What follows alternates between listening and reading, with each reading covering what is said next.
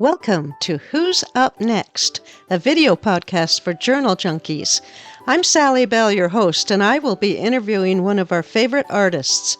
So grab a cup of coffee, get comfy, and let's see who's up next.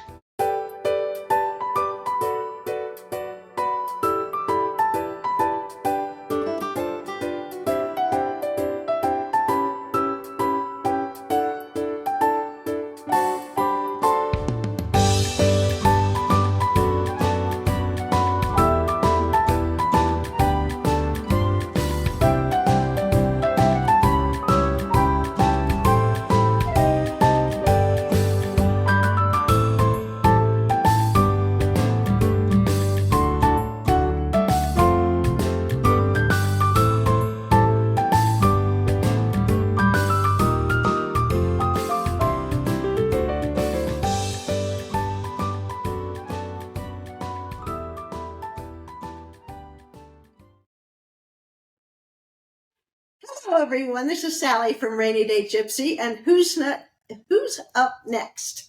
Our podcast for journal junkies like you and me. Today we have DJ from Hither and Yon. Hi, DJ. Welcome. Hi. Thanks for having me. I'm so excited to be here. I'm so I'm for your email and didn't lose out. I know. That was fun. Yeah, you contacted me and said, "Oh, I saw your email. It's way back." And I'm thinking, "Oh no, it wasn't. It was just a week or so ago. You're good." So, yeah, I'm so glad you saw that. But boy, it's fun to have you here. Tell us a little bit about you, where you live. You're on the other side of the country than we are. Yeah, so I'm a native New Yorker, so born and raised, and I live here now. I was born in Staten Island. Well, actually, I was born up here, moved to Staten Island. I grew up mostly in Staten Island, and then ventured back here almost 30 years ago now. Oh, wow. Where's here? How far are you from New York City? Right. Like everybody knows where I am. So you're not in downtown Manhattan is what you're telling. Right. Okay. No, Okay. I'm upstate now. It's really in the middle of the state. We call it the Hudson Valley here. So it's an area that kind of goes up the Hudson River up towards Albany. Oh, wow. Is it really pretty geographically? Is it very pretty country? It is gorgeous here. I figured. I don't miss, living in the city because I have all this gorgeous nature around me. And right. Yeah. Yeah. I don't think I'd ever miss being in the city. Oh, yeah. No, I didn't go back. My daughter went to school in the city and just visiting. I was like, I gotta get. Yeah. Yeah, I'll bet there's some fun stuff to do there, though. I'll bet you have access to some great stuff. Yeah. I noticed on one of your videos, you said that you had been visiting somewhere and you went to the West Coast's biggest antique store or something? Yeah, the East Coast biggest antique store. We just did that. It was so fun. Wow. That's their claim to fame, is that it's the biggest antique warehouse and vintage shops on the East Coast. But yeah. Oh, wow. Is that in New York? Yeah, it is. Oh. It's actually about an hour and a half from me. Oh, wow. So it was a little drive, but it was during a torrential rainstorm. And you said that too, yeah. Tornado warnings, and I'm like, I just want to get home. But yeah, that was fun. It would have been a fun place to be locked up for a week. Oh yeah. If you had to be. Was it as cool as it sounds? I mean, it sounds like a wonderland, was it? It was. And they had so many old pieces of furniture that looked like they pulled them out of farmhouses, and they spanned, like 15 feet. So it was kind of crazy to see them in this huge warehouse, and just like hundreds and hundreds of pieces like that. And wow. And old photographs. I could have spent 3 hours alone just going through old black and white photos. You're kidding. Did they have a lot of junk journaling stuff, like old papers? And yeah, they did. Old laces? Lots of fabric, lace. You really had to dig. They had vintage clothing, boots, everything you can imagine. They had it. Wow. They're claiming to Wow. fame. They're not kidding. Yeah, oh man. Yeah, I'll bet you could spend a lot of time and a lot of money. Yeah. The only good thing was that it was a little warm and humid, so we had to get out of there because it was like Oh, overwhelming. yeah, So I didn't go broke. yeah, yeah, really. Well, that's cool. So I get a kick out of watching you on your YouTube. You're fun to watch. You talk like we're just right there in the room with you, which is kind of fun. And you do some really fun, kind of original designs. Show us how to do them. Lots of fun stuff on there that I've got to get back and start doing some of that stuff. So Yeah, I'd like to bring. I want to make it accessible. Like that's one thing that I'm really big on is trying to make this craft accessible because I know when I started, I kind of felt like I don't have all the right tools and I don't have all those papers and I don't have this and I don't have that. And there were yeah, like so many kits. So I just said, you know what? This year I went all in on Hither and Yon. So there's a whole backstory to how I got here. oh, And so now this is the year I'm doing a free kit every month for everybody. And yes, oh, yeah. I just ordered that. Oh, good. Yeah, you'll see my name come through. Yeah, the little ladybug journal. Yeah, I just ordered that. I can't believe that. You must be a busy lady. Yeah. Yeah, Well, yeah. You do the. Busy, so. Pardon?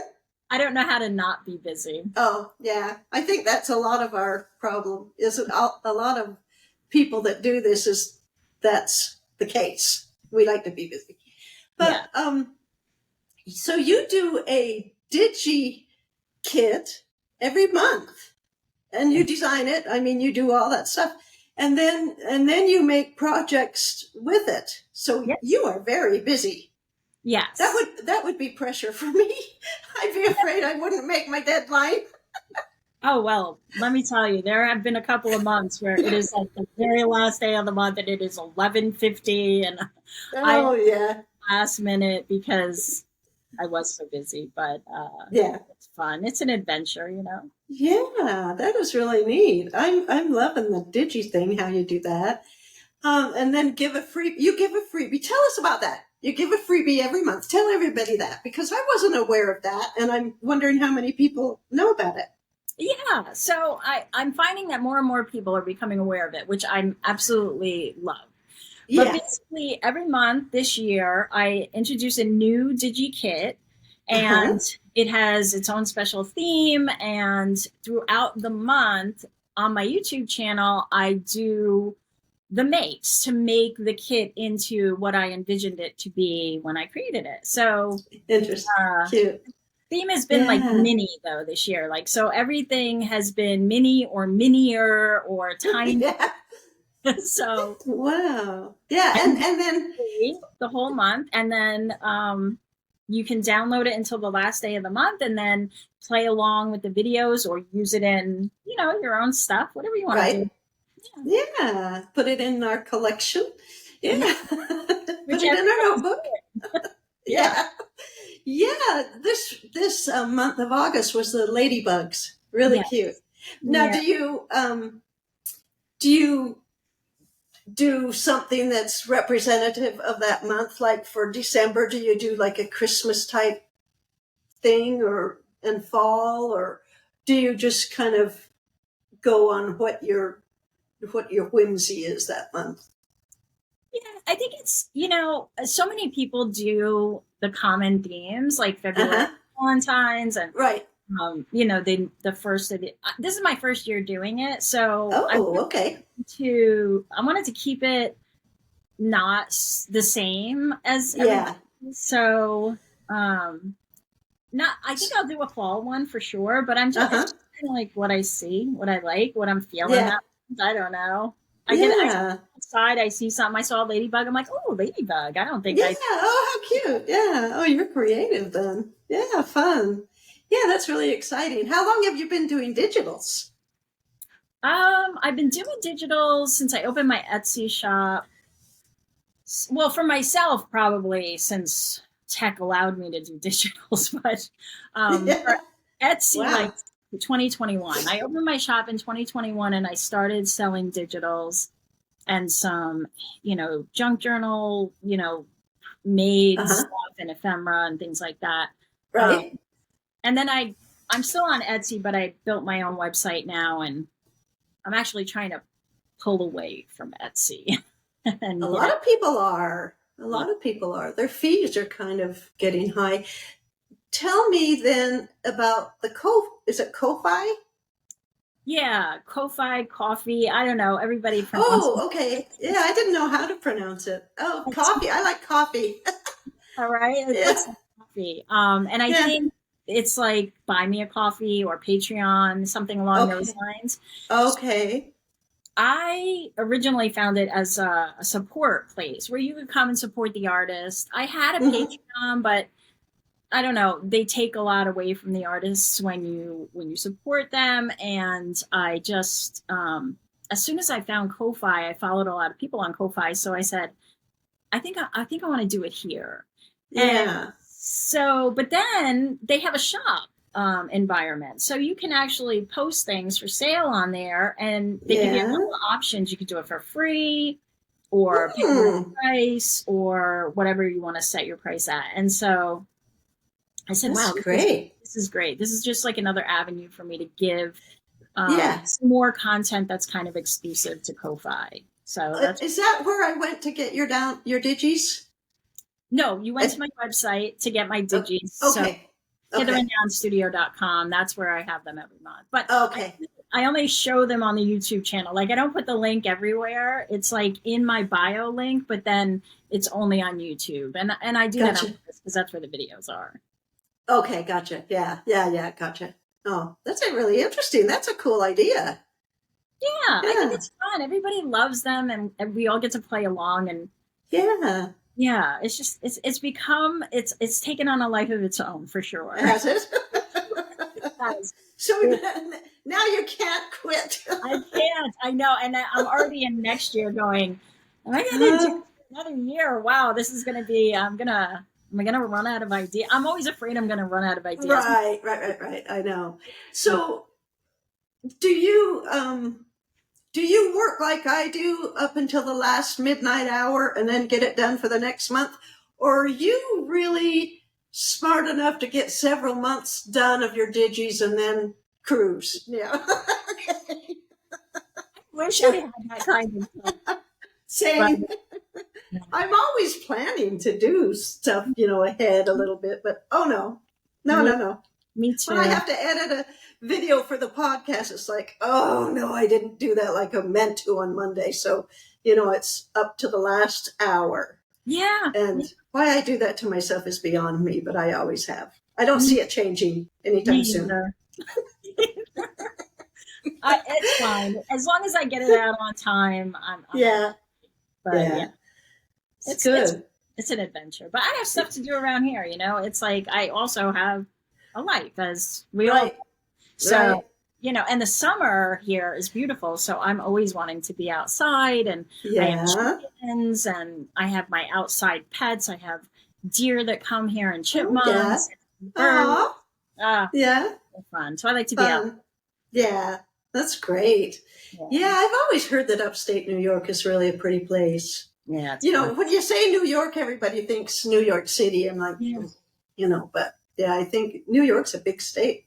It is. Yeah, it's gorgeous here. I'm so lucky. So yeah, that's great. So tell me how long you've been journaling. How long have you been junk journaling then? You've been doing digis. Do you do digis on Adobe, or when you said you've been doing them that long, what kind of software did you use way back when? Yeah, so I did marketing for a long time. So that was my other life before I went all in on Hither and Yon. Yeah. So I have the full Adobe suite. So I use Adobe Photoshop and Illustrator. I also use Canva, which is fast becoming my favorite for. Oh, interesting. I use that for a few little things.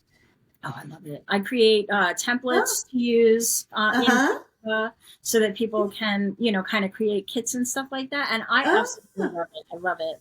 Oh, that's great. You hear people talk of that. And, I just use it for basic little things like for the podcast intro or something. I need to research and, play around a little bit, I think. Yeah. I don't use everything that I have access to. Oh, we all do that. Yeah. I feel that. But no, it's a great program. I love it. I always recommend it. And I do videos on it to try to encourage more people to use it. Yeah. Oh, I'll have to watch your videos. Cool. Yeah, I think you do. Yeah, I just interviewed Eve Spade of Collective Chickadee, and she has just started doing her own digis, and she uses her iPad and Procreate. Mm-hmm. I use Procreate also. Yeah. Oh, do you? Okay, I was quite impressed with her stuff. Yeah. And I'm an old Adobe person, but I think there's simpler stuff out there. I don't do digis, but sometimes I'll play around and do something for me. But it's pretty time consuming for me because I don't know what I'm doing. It is in general. I think. I think people don't realize sometimes just how time consuming it is. I think I'd rather just journal and use somebody else's digits. Yeah, I'm getting to do that more and more now too. I use my own, but I don't know. There's so much creative space out there. Everybody's got a different take on things, and I just love to find all the creativity out there and use it. So I'm using a lot more digis in my work now too. That's great. So many different styles. What would you tell our audience is your style of digis or journals or projects? What is your style? I would say my style is distressed vintage grunge. Like that is my go-to. So if you like Tim Holtz, I'm a big fan of his papers, his fabrics and stuff. And so along those lines, but I think lately I've been getting more and more into like art journaling and colorful, bringing more color in because I was a lot of grunge. It's all like everything in my palette is brown and beige and black and, I love the grunge, but I know what you mean. Yeah, but I love the look, that vintagey kind of dystopian, found it on the ground under a log, in an old box or something. Right, I know. That's one of my favorite things to do, though, is grunge it up and make it look like it was found in an old box. That's kind of fun. That's a challenge for me. Yeah, but and I'm playing now more with other medias to try to do that, like rusting fabric and just mixed media stuff to kind of bring get to that level more because I love that.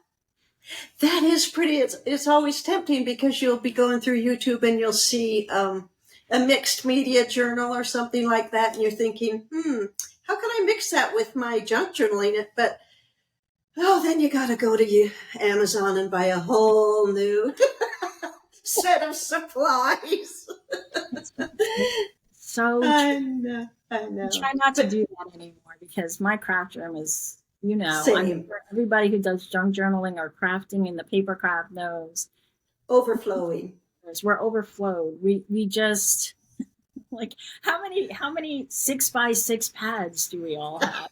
Or 12x12 paper pads, but do we need one more? No, but do we buy No, I know. And when I first began, I bought a lot of those, and I'm thinking, those aren't even my style anymore. But, don't you think I'm going to get rid of those, No, we find ways to use them. We paint over them. We use the jelly plate, whatever we do. Right. I want to do that. I haven't done that yet. I have one, but I haven't used it yet. Oh, it's addicting. And you need is it? So much room because the minute you start pulling jelly plate you get addicted. And you just you're pulling magazines out to use them to print on. Really? And your old papers, all those old like 12x12s we use that we don't use anymore. You'll have a pile of them with jelly prints on. Oh, well, that's great. Now I know what I could do with those. Yeah. I really want to try that. So I'm going to make that one of my priorities this summer. It's whatever, fun. this year. Yeah, that's interesting. I've been journaling, junk journaling now since 2020, like late 2019, 2020. And Okay. I think a lot of people picked it up during that time because we were all going through, we were kind of closed in. So I found Gail Agostinelli. Oh. I binge watched her channel, I think, for like a month straight, which you can do with Gail's channel because I know she is. every single day. That woman is a hard-working woman in junk journaling. I can't believe her. Yeah. She's a fellow Montanan. Okay. Yeah, she is. Exactly. Yeah. Yep. Yeah. So I've never met her in real life, but I've seen her a lot, and she does retreats and things like that. But she has a really good reputation.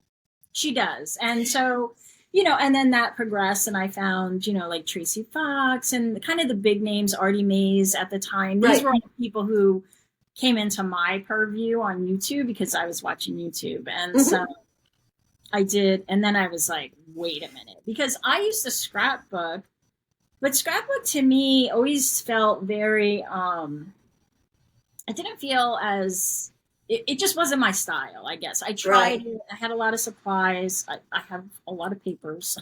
Yeah. It's not as freeing. Is that a good word? You kind of have to stay within the guidelines. It's definitely not grunge, for instance. Yeah. And I think that's what you're into it, was the kind of grungy side of it. The, that whole being able to tear up paper and then sew it back together. And like, if I spilled my coffee on it, it didn't matter. Oh, yeah, better. It just got better and better the more I screwed it up. Right. That's great. Yeah. I loved it. I've been addicted since, and I've made a number of journals. Yeah, you have some really great things. Yeah. Yeah. I encourage everyone to go to see her YouTube channel and her website, because she's got some great stuff. Yeah, and I love how you, I guess I already said this, but I love how you do the digis and then the little monthly projects. And, well, the one I was watching this morning was the Ladybug, the tag journal. And I think I was on the part 3. Yes. So you have, so she walks you through, every step, which is really fun. And she's fun to listen to. So go. People say they feel like they're in the room with me, which I love. Yeah, I like that too. Yeah, it's fun. So, tell me more what your plans are. You started this new project thing this year. What do you have planned for next year? Yeah, so I don't know. That's a good question. Yeah. Maybe more of the same. Figure it out. I don't know. As much a surprise to me as it is to everybody else. We'll stand by. How about you said you're getting away from Etsy and you're going to do more just sell on your website? Yep. And Ko-fi? Yes. Coffee? Yeah. Okay. Yeah. So those are the 2 main places you can find my stuff. Okay. My Etsy shop is still open, but I'm not posting anything new there. And I definitely won't post journals there because they just take so much in fees. Right. I'm going to I understand. The shop, I'll definitely be making more digitals. I'm definitely going to be making more journals. And I do videos besides the monthly video. So I have my book of junk journal ideas and, my favorite ideas and stuff like that. So I'm just, the YouTube channel is my love. I just love to connect with everybody and able to do tutorials and that's fun. Yeah. Yeah. You have a lot of subscribers. You just reached 10K. I was like, oh my goodness, I can't believe I did that. That was so cool. Yeah, that's wonderful. Good for you. I have a great community. The people that are in my community are just they're so fun and loving and encouraging. Yeah. I mean, this whole community is this whole. Yeah, I think so too. Yeah, they're just it's just like one big happy, fun, creative, crazy family of Yes. Yes, I agree. That's one reason I started this podcast, is to get to know some of you guys. You know, it's really fun, this one-on-one thing, but it's really fun to put you out there so other people can see you too, you know? I mean, they can see. Hands. Right. We know what your voice sounds like. Yeah, it's funny. Yeah, I know, it's kind of fun. Yeah. It's a great thing that you're doing. I love it. I love to watch the number of the interviews that you've had up so far. And it's fun to see where everybody got their inspiration from, and how they came into the craft, and you know, where they find their supplies. I love to listen to that. Right. Ooh, where can I find good stuff? Right. I know. That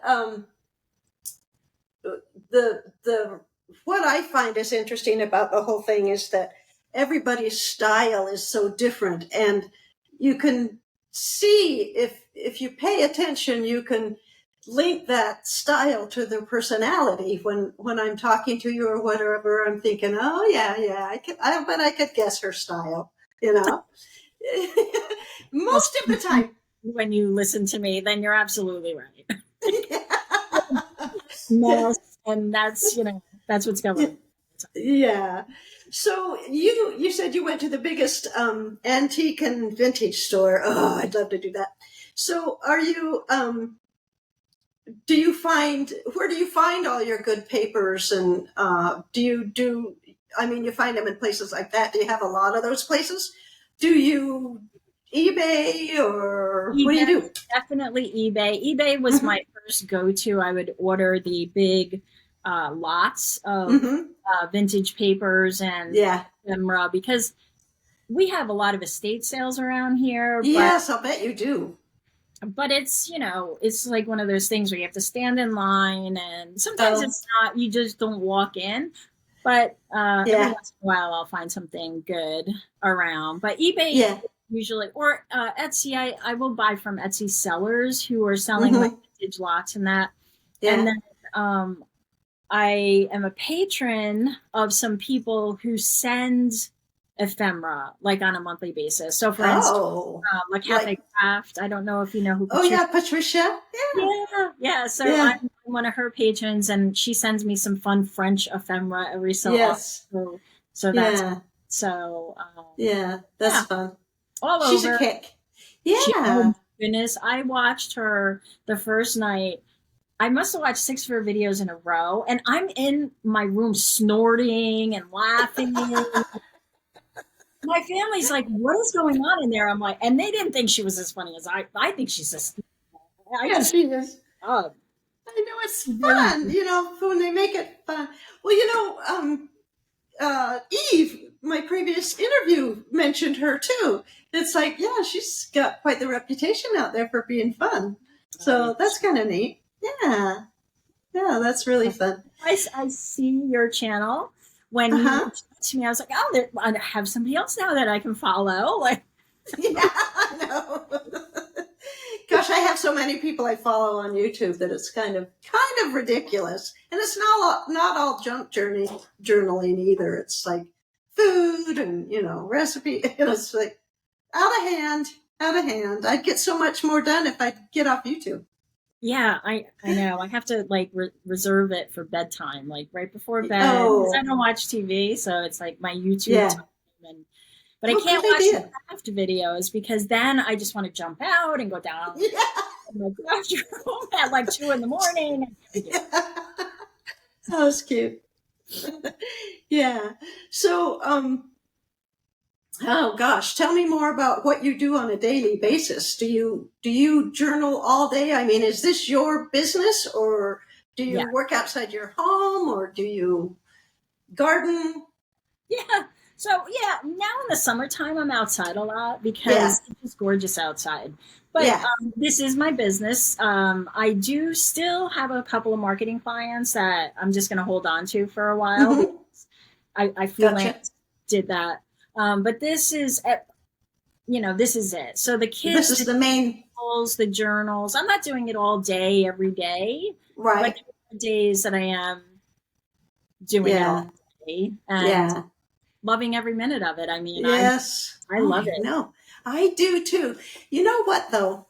I'm finding that the last few journals I've done just take me forever. What am I doing wrong?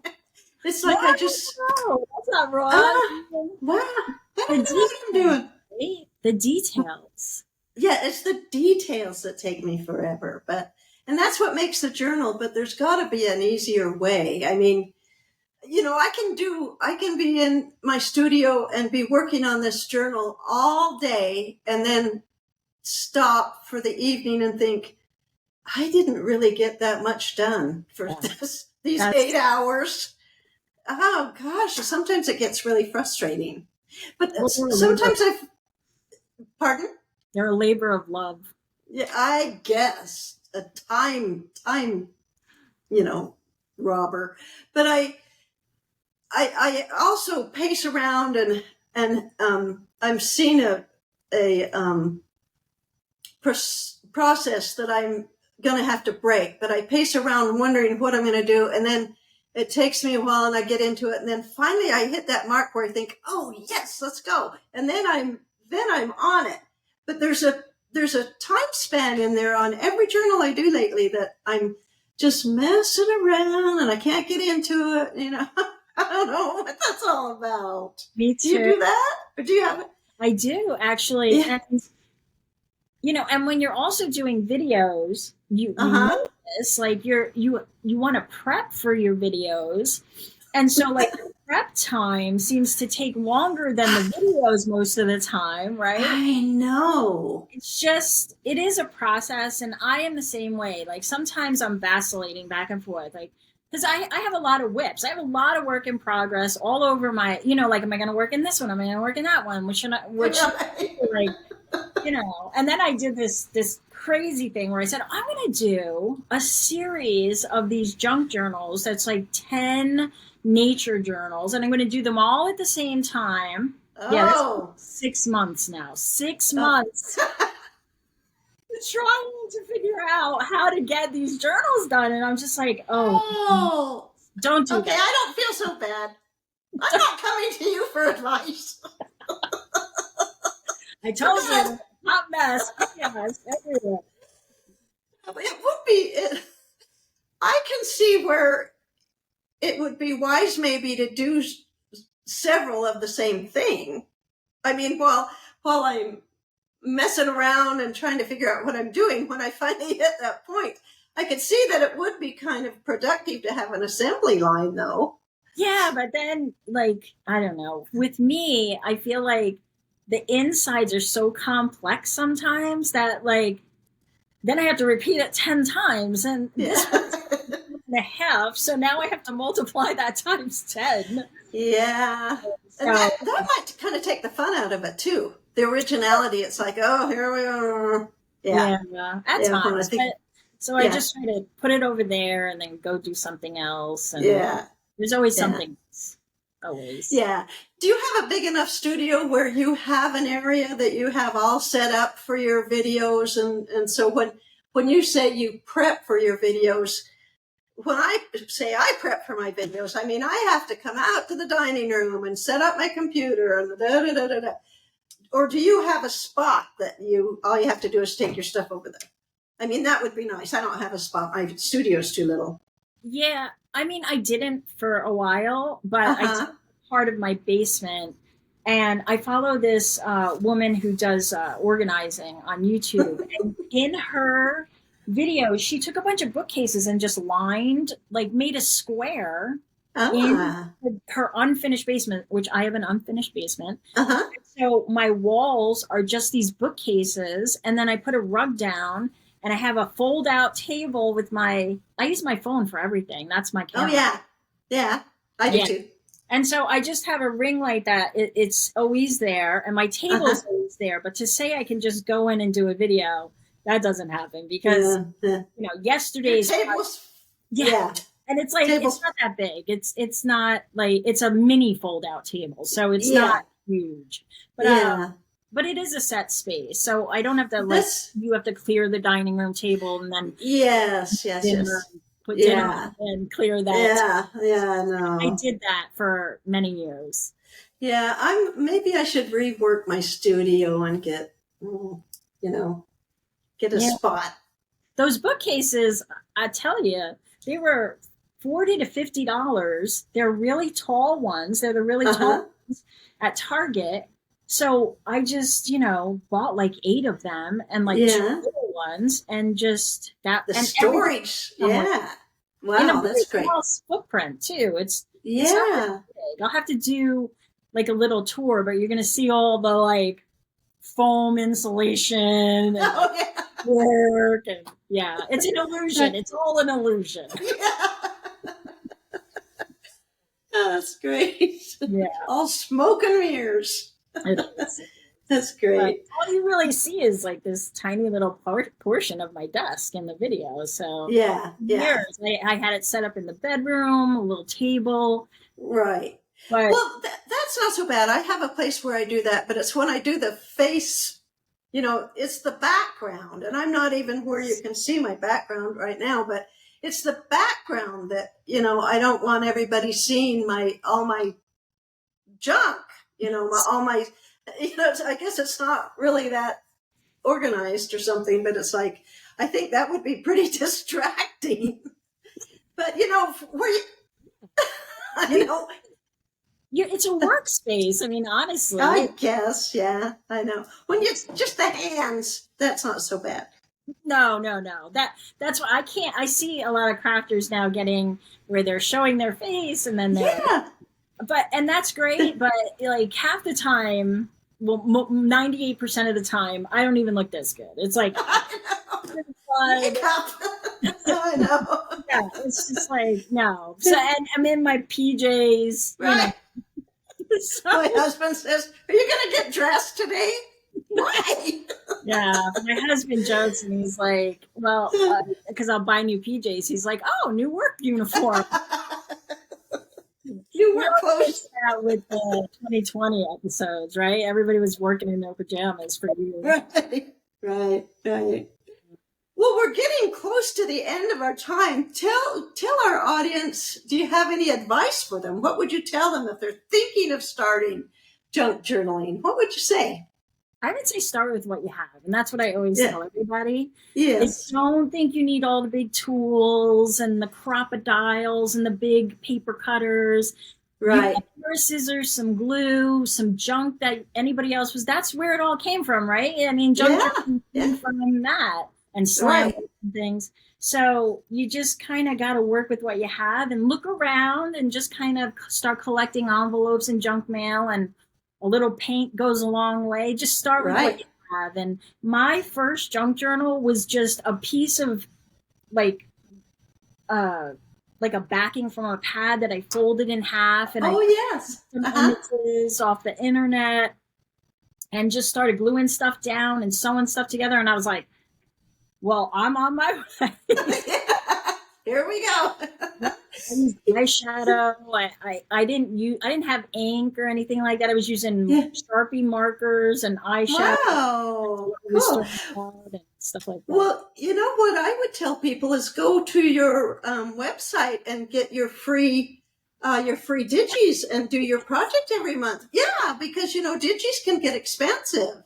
That's a really good thing you do. Yeah. Yeah, I do want to make it accessible. I know that there are a lot of people right now who their budget just doesn't allow for digital. Right. So they don't want to buy a digital, and that's fine. And if you come to my website and you can't buy the digitals, that's fine. Go get the freebie and then use it 6 times if you want. Yeah, there you go. So, Yeah. I love it. Yeah, you throw in some tea dye paper, and you were Thank you. Getting all sorts of good stuff in there that isn't expensive. So that was kind of fun to watch. Yeah, you got to use what you have and just have fun with it, and don't think anybody's going to ever see it. If you don't like it, junk. You just throw it away. Right. That's where you're going to go anyway. So give it as a gift. Well, you don't know. I'm just kidding. Right. right. Well, DJ, it was so much fun to have you today. I'm really excited. I haven't been aware of your channel for that long, and I'm really excited to get back over there and see what I can do and follow along with you. It's been really fun to find you. So thank you so much for having me. I really appreciate it, and I hope I do see you over there. Hope I see you in the comments too. yeah, okay, definitely. Okay. Well, listen, thank you, audience, for being here, and I really encourage you to go find DJ online, Hither and Yon, and have a good time. All right. Well, thank you very much. Goodbye. Thank you, DJ. Bye-bye.